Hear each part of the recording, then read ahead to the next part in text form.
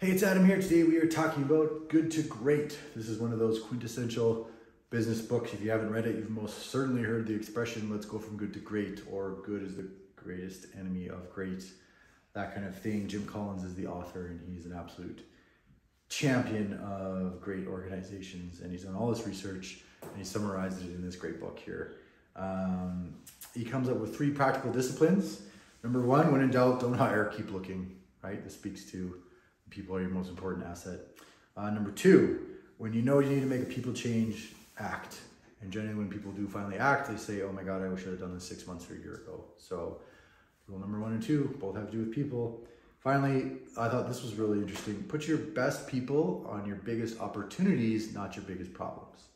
And I think we have a tendency to put our best people on the biggest issues, but put them on the best opportunities. The idea here, I think, is that extraordinary is far more inspiring than just fixing a problem, right?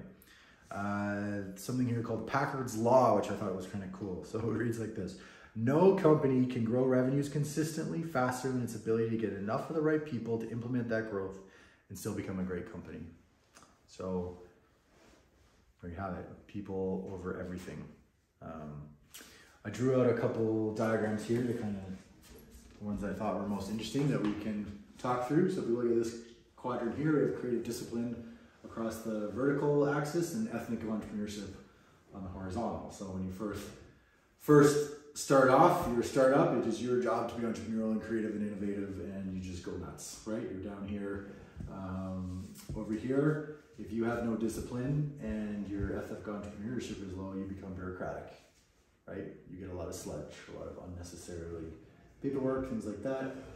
Up here, your creative discipline is high, but you're not really entrepreneurial, then you end up with a hierarchical organization. This is most here, and then as you move to great. So this is really what we're talking about here. The real trick is to try and jump from hierarchical to great, and what kind of things can we do? So Jim Collins talks about this kind of breakthrough curve, where there's a bit of a build-up period and then we break through. So we talked about level 5 leadership. You can read the book to find out more about that, but that's essentially what we've sort of referred to as kind of the Simon Sinek level of leadership. First who, then what? Your job is to build the team, not to solve the problem. It's to build a team that solves the problem. Second, confront the brutal facts. Be brutally honest, not overly optimistic. What are the facts about the market? What are the facts about your company? What can you or can you cannot do? Hedgehog Concept, that's kind of right at the breakthrough point. This is know your lane, know what you're good at. Don't stay out of it. Don't try and be everything to everybody. Don't try and horizontally, vertically integrate too soon. Be a hedgehog, know what you're good at.